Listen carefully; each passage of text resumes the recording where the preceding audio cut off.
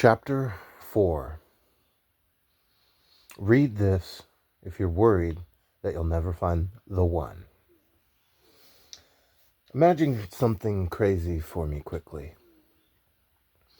What if you peered into a fortune ball right now, this very second, today, and saw with indisputable clarity that you were never going to meet the love of your life? That's a sad thing I'm asking you to think of, I'm aware. You've been hoping to meet the one for a while now. Or at least someone half decent who you can deal with for the rest of your life. I know, you're not fanciful like everyone else. You don't believe in soulmates, but you were expecting to meet someone you liked a fair amount. Someone to curl up next to at the end of a long day, who would take care of you when you got sick and listen to your stories every evening after work. We all hope that. We're human.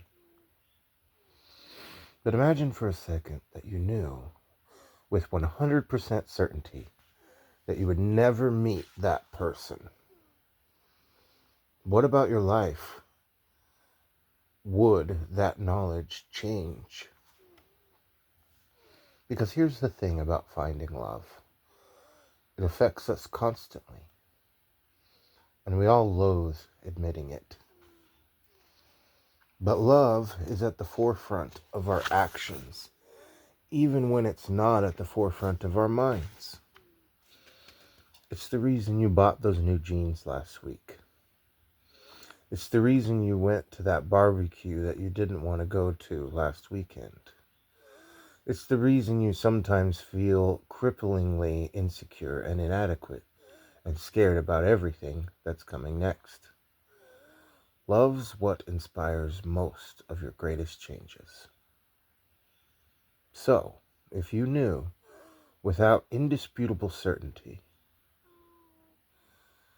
that love was never going to be yours, how would you live your life differently? What about your daily routine would you alter? What about your long-term plans? Your first inclination may be to say nothing. After all, you're a smart person. You have plans that don't involve someone else's influence. We all do. But ponder it a few moments more. Because here's what we don't want to admit about love. It is a crutch we use all the time. The idea that someday somebody will love all our flaws is a suitable excuse not to work on them. The principle of two halves making a whole restrains us from becoming our own better half. We want someone to swoop in during our darkest hour and save us. But what if we knew they never would? We'd have to start doing everything differently. If you knew that love would never be an option for you, what would be? How would you structure the rest of your life? Would it focus more on career, a stronger inclination towards success? Or would you use the time to invest in yourself, go on a few more vacations, travel further outside of your comfort zone? If you knew that you would never again feel the rush of budding romance, where would you turn to for your thrills?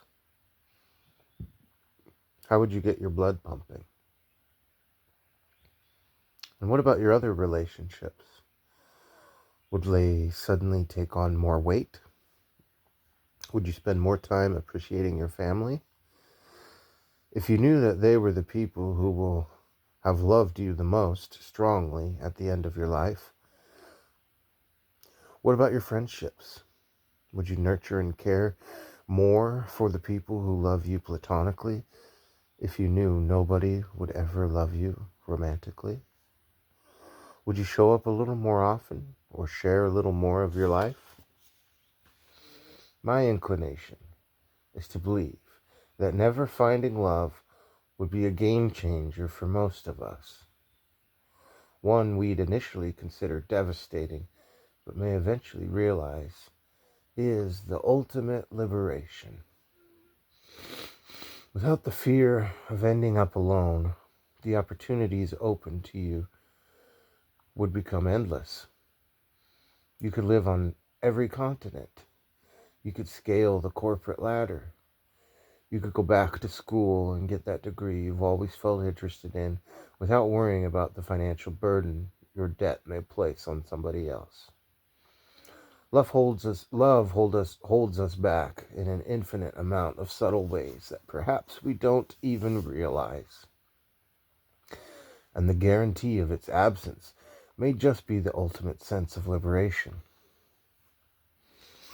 Because if we didn't have to search for the love of our lives, we would finally be free to realize that we are allowed to be the loves of our own. That we can spend our lives developing ourselves, challenging ourselves, pampering ourselves, and building ourselves up to be bigger, more capable people than we ever once hoped to become. We could become everything we've been searching for. We could construct our soulmates in ourselves. If there's one thing we all need to stop doing, it's waiting around for someone else to show up and change our lives. Just be the person you've been waiting for. Live your life as if you are the love of it. Because that's the only thing you know for sure. That through every triumph, every failure, every fear, and every gain that you will ever experience until the day you die, you are going to be present. You are going to be the person who shows up to accept your rewards. You're going to be the person who holds your own hand when you're broken. You are going to be the person who gets yourself up off the floor every time you get knocked down. And if those things are not love of your life qualities, I don't know what are. We have to start appreciating all that we bring to our own lives. Because the ironic truth is, you are most attractive when you're not worried about who you're attracting.